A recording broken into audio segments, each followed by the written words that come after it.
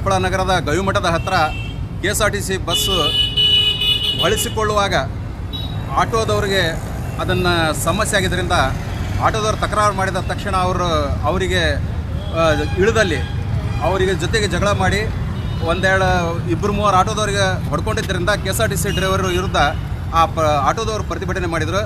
ಅದ್ರ ಜೊತೆಗೆ ಆ ಬಸ್ ತೊಗೊಂಬಂದು ಏನು ವೇಗವಾಗಿ ಬಸ್ ತೊಗೊಂಬಂದ ಡ್ರೈವರ್ ಅದರ ಹಿಂದನೇ ಅಶೋಕ್ ಸರ್ಕಲ್ವರೆಗೂ ಬಂದು ಇಲ್ಲಿಂದ ಅಶೋಕ್ ಸರ್ಕಲ್ ಹತ್ರ ಇಲ್ಲೆಲ್ಲ ಆಟೋದವರು ನಿಂತು ಆ ಬಸ್ಸನ್ನು ಹೊಳಿಸಿ ನಗರ ಪೊಲೀಸ್ ಠಾಣೆಗೆ ಕಳಿಸಿದ್ರು. ಅದನ್ನು ಈಗ ನಗರ ಪೊಲೀಸ್ ಠಾಣೆಯಲ್ಲಿ ಒಂದು ಪೊಲೀಸರು ಅದನ್ನು ವಿಚಾರಣೆ ಮಾಡಿ ಮುಂದಿನ ಕ್ರಮ ಕೈಗೊಳ್ಳಲಿದ್ದಾರೆ.